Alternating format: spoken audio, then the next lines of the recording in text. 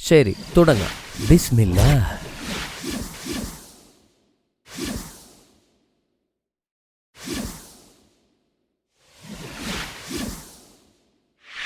യൂസഫ് നബി യാക്കൂബ് നബിയുടെയും റാഹേലിന്റെയും മകനായിരുന്നു.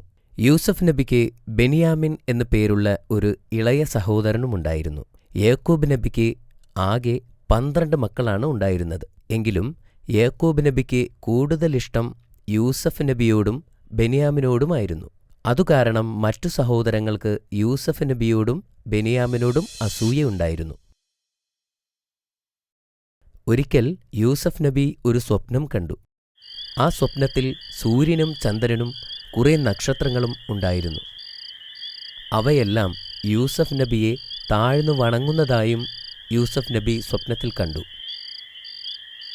കുട്ടിയായ യൂസഫ് നബിക്ക് ഇത് കണ്ട് വളരെ അത്ഭുതം തോന്നി. എന്നാൽ ഈ സ്വപ്നത്തിന്റെ അർത്ഥം എന്താണെന്ന് യൂസഫ് നബിക്ക് മനസ്സിലായില്ല. അതിനാൽ യാക്കൂബ് നബിയുടെ അടുക്കൽ ചെന്ന് യൂസഫ് നബി കണ്ട സ്വപ്നം വിശദീകരിച്ചു. ഉപ്പാ, ഞാൻ സ്വപ്നത്തിൽ സൂര്യനെയും ചന്ദ്രനെയും നക്ഷത്രങ്ങളെയുമൊക്കെ കണ്ടു.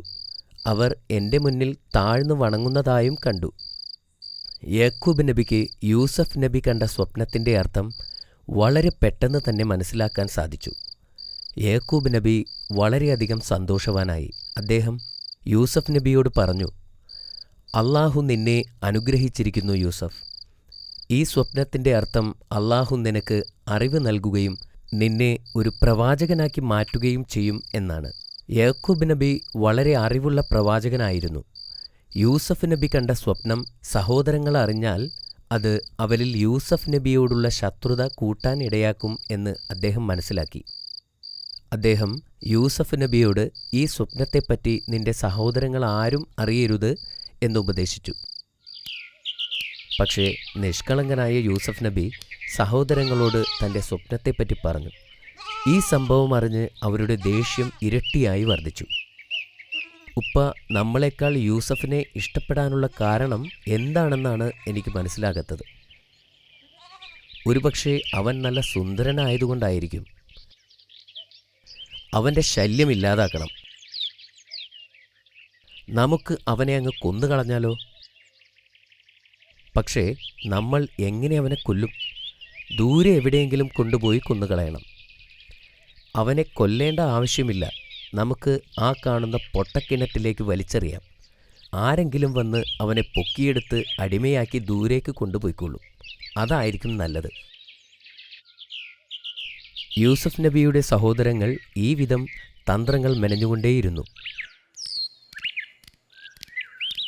സഹോദരങ്ങൾ എല്ലാവരും ചേർന്ന് യാക്കൂബ് നബിയുടെ അടുത്തെത്തി. യൂസഫ് നബിയെ അവരുടെ കൂടെ അയക്കാനായി ആവശ്യപ്പെട്ടു. എന്നാൽ യാക്കൂബ് നബിക്ക് യൂസഫ് നബിയുടെ കാര്യത്തിൽ അല്പം ഭയമുണ്ടായിരുന്നു. കാരണം യൂസഫ് നബിയോട് മറ്റുള്ളവർക്കുള്ള അസൂയ യാക്കൂബ് നബിക്ക് അറിയാമായിരുന്നു. അദ്ദേഹം ആദ്യം സമ്മതിച്ചില്ല. യൂസഫ് ഞങ്ങളുടെ പ്രിയപ്പെട്ട സഹോദരനല്ലേ? ഞങ്ങൾ അവനെ പൊന്നുപോലെ നോക്കില്ലേ? പിന്നെ എന്തിനാണ് ഭയപ്പെടുന്നത്?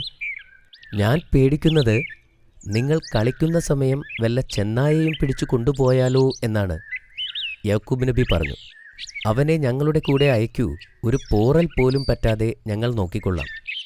ഞങ്ങൾ ഒന്നിച്ചുണ്ടാകുമ്പോൾ എന്ത് അപകടം സംഭവിക്കാനാണ്? ഞങ്ങൾ എപ്പോഴും ഒന്നിച്ചുണ്ടാകുമല്ലോ. ഞങ്ങൾ അവനെ നോക്കിക്കൊള്ളാം. ഒരുപാട് നിർബന്ധിച്ചപ്പോൾ യാക്കൂബ് നബി യൂസഫ് നബിയെ പറഞ്ഞയക്കാൻ തയ്യാറായി.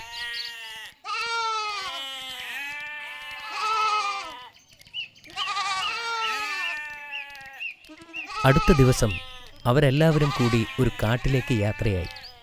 കൂടെ യൂസഫ് നബിയും ഉണ്ടായിരുന്നു. യൂസഫ് നബിയുടെ സഹോദരങ്ങൾ ആ അസുലഭ നിമിഷത്തിനായി കാത്തിരിക്കുകയായിരുന്നു. അവർ കണക്കുകൂട്ടിയതുപോലെ യൂസഫ് നബിയെ ഒരു പൊട്ടക്കിണറിനടുത്തേക്ക് കൊണ്ടുപോയി. പൊട്ടക്കിണറിനടുത്ത് എത്തിയപ്പോൾ അവർ യൂസഫ് നബിയെ ബലമായി പിടിച്ചുവച്ചു. യൂസഫ് നബിക്ക് ഓടാനോ രക്ഷപ്പെടാനോ സാധിച്ചില്ല. അവർ യൂസഫ് നബിയുടെ വസ്ത്രമഴിച്ചു മാറ്റി ആ പൊട്ടക്കിണറ്റിലേക്ക് വലിച്ചെറിഞ്ഞു. കുട്ടിയായ യൂസഫ് നബി അവരോട് സഹായത്തിനായി കീണപേക്ഷിച്ചു. എന്നാൽ അവർ അതൊന്നും ചെവിക്കൊണ്ടില്ല. അങ്ങനെ യൂസഫ് നബി ആ ഇരുണ്ട പൊട്ടക്കിണറ്റിൽ ഒറ്റപ്പെട്ടു. അപ്പോൾ അള്ളാഹു യൂസഫ് നബിയോട് പറഞ്ഞു, പേടിക്കണ്ട, ഞാൻ നിന്റെ കൂടെയുണ്ട്. നിനക്കൊരു നല്ല കാലം വരും. അന്ന് നിന്റെ സഹോദരങ്ങൾ നിന്റെ മുൻപിൽ വന്നെത്തും. അന്ന് നീ അവർ നിന്നോട് ചെയ്തതെന്തെന്ന് അവരെ ഓർമ്മിപ്പിക്കുകയും ചെയ്യും.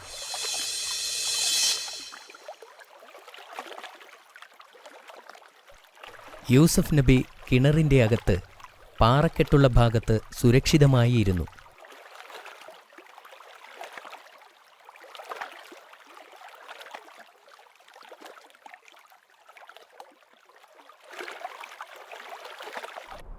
അതേസമയം യാക്കൂബ് നബിയോട് എന്തു പറയും എന്നുള്ള കാര്യം കൂടി ആലോചിക്കുകയായിരുന്നു സഹോദരങ്ങൾ. നമുക്ക് പറയാം, ഉപ്പ പേടിച്ചതുപോലെ അവനെ ഒരു ചെന്നായ പിടിച്ചു കൊണ്ടുപോയി എന്ന്. അതെ, അങ്ങനെ തന്നെ പറയാം. അവർ അങ്ങനെ ഒരു ആടിനെ കൊല്ലുകയും അതിൻ്റെ രക്തം യൂസഫ് നബിയുടെ വസ്ത്രത്തിൽ പുരട്ടുകയും ചെയ്തു.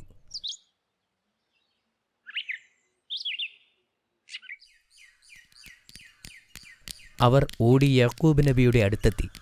ഉപ്പ, ഞങ്ങൾ യൂസഫിനെ ഞങ്ങളുടെ സാധനങ്ങൾ ഏൽപ്പിച്ച് കളിക്കാൻ പോയതായിരുന്നു. തിരിച്ചെത്തുമ്പോഴേക്കും അവനെ ഒരു ചെന്നായ കടിച്ചുകൊണ്ടുപോയി ഉപ്പ. അവർ ആ രക്തം പുരണ്ട വസ്ത്രം യാക്കൂബ് നബിയെ കാണിച്ചു. പക്ഷേ യാക്കൂബ് നബിക്ക് അവർ പറയുന്നത് കള്ളമാണെന്ന് മനസ്സിലായി. ഒരു ചെന്നായ കടിച്ചു കീറിയ വസ്ത്രം കീറിപ്പറിഞ്ഞ അവസ്ഥയിലായിരിക്കും. എന്നാൽ യൂസഫ് നബിയുടെ വസ്ത്രത്തിൽ രക്തം മുക്കുക മാത്രമാണ് ഉണ്ടായിട്ടുള്ളത്. യാക്കൂബ് നബി പറഞ്ഞു, ഇതാണോ നിങ്ങൾ മെനഞ്ഞുണ്ടാക്കിയ കഥ? ഈ കഥ ഞാൻ വിശ്വസിക്കില്ല. എൻ്റെ മകൻ വരുന്നതുവരെ ഞാൻ കാത്തിരിക്കും. അന്ന് രാത്രി യാക്കൂബ് നബിക്ക് ഉറങ്ങാൻ സാധിച്ചില്ല. അതേപോലെ യൂസഫ് നബിക്കും വളരെ ഭയാനകമായ അനുഭവമാണ് ഉണ്ടായത്. പിതാവിനും മകനും ഒരുപോലെ അസ്വസ്ഥത അനുഭവിച്ച രാത്രിയായിരുന്നു അന്ന്.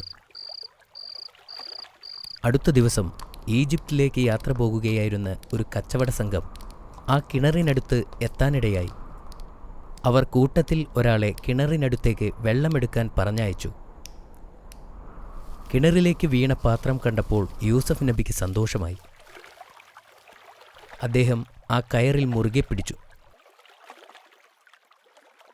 എന്നാൽ വെള്ളമെടുക്കാൻ വന്ന ആൾക്ക് അത് പൊക്കിയെടുക്കാൻ സാധിച്ചില്ല. എന്തോ നിധി തടഞ്ഞിട്ടുണ്ട് എന്ന് അത്ഭുതപ്പെട്ട് തൻ്റെ കൂടെയുള്ളവരെ എല്ലാം സഹായത്തിന് വിളിച്ചു.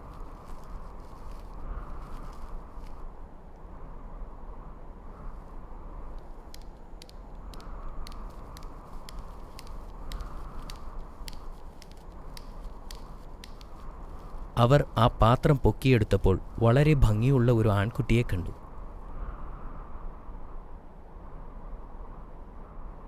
അവർ ഉടനെ ആലോചിച്ചു, ഈ സുമുഖനായ ബാലനെ ചന്തയിൽ കൊണ്ടുപോയി അടിമയാക്കി വിൽക്കാം.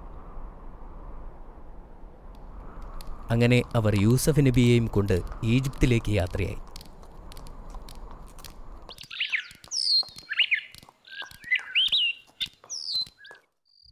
മാഷാ അല്ലാ, ഈ കഥ എനിക്ക് വളരെ ഇഷ്ടപ്പെട്ടു. കൊള്ളാം, നിനക്ക് ഇഷ്ടപ്പെട്ടല്ലേ? ഈജിപ്തിലെത്തിയ ശേഷമുള്ള കഥ നമുക്ക് നാളെ പറയാം. ചോദ്യങ്ങൾക്കുള്ള ഉത്തരം പറയാൻ നീ തയ്യാറാണോ? തീർച്ചയായും. എങ്കിൽ പറയൂ, യൂസഫ് നബിയുടെ ഉമ്മയുടെ പേരെന്തായിരുന്നു? അത് റാഹേൽ എന്നായിരുന്നു. അത് ശരിയാണ്. യൂസഫ് നബി കണ്ട സ്വപ്നം എന്താണെന്ന് പറയൂ. യൂസഫ് നബി സൂര്യനെയും ചന്ദ്രനെയും നക്ഷത്രങ്ങളെയും കണ്ടു. അവർ യൂസഫ് നബിക്ക് മുന്നിൽ താഴ്ന്നു വണങ്ങുന്നതായും കണ്ടു. എങ്ങനെയാണ് യൂസഫ് നബിയുടെ ശല്യം അദ്ദേഹത്തിന്റെ സഹോദരങ്ങൾ ഇല്ലാതാക്കിയത്? ഒരു ദിവസം ബാപ്പയോട് കളവ് പറഞ്ഞ് നബിയെ അവരുടെ കൂടെ കൂട്ടി. അവർ യൂസഫ് നബിയുടെ വസ്ത്രങ്ങൾ അഴിച്ചുമാറ്റി. എന്നിട്ട് നബിയെ അവർ പൊട്ടക്കിണറ്റിൽ വലിച്ചെറിഞ്ഞു. എന്നിട്ടെന്താണ് സംഭവിച്ചത്? ആ വസ്ത്രത്തിൽ രക്തം പുരട്ടി യൂസഫ് നബിയെ ചെന്നായ ഭക്ഷിച്ചു എന്ന് യാക്കൂബ് നബിയോട് കള്ളം പറഞ്ഞു. മാഷാ അല്ലാ, അതും ശരിയാണ് അമീർ. ഇനി അവസാനത്തെ ചോദ്യം ചോദിക്കട്ടെ. എങ്ങനെയാണ് യൂസഫ് നബി കിണറിൽ നിന്നും രക്ഷപ്പെട്ടത്? ഈജിപ്തിലേക്ക് പോവുകയായിരുന്ന ഒരു കച്ചവട സംഘം യൂസഫ് നബിയെ കിണറ്റിൽ നിന്ന് രക്ഷിച്ചു. കൊള്ളാം, നീ എല്ലാം ശരിയായി പറഞ്ഞിരിക്കുന്നു. ഇന്നത്തേക്കിനി ഇത്രയും മതി. ബാക്കിയുള്ള കഥ നമുക്ക് നാളെ പറയാം.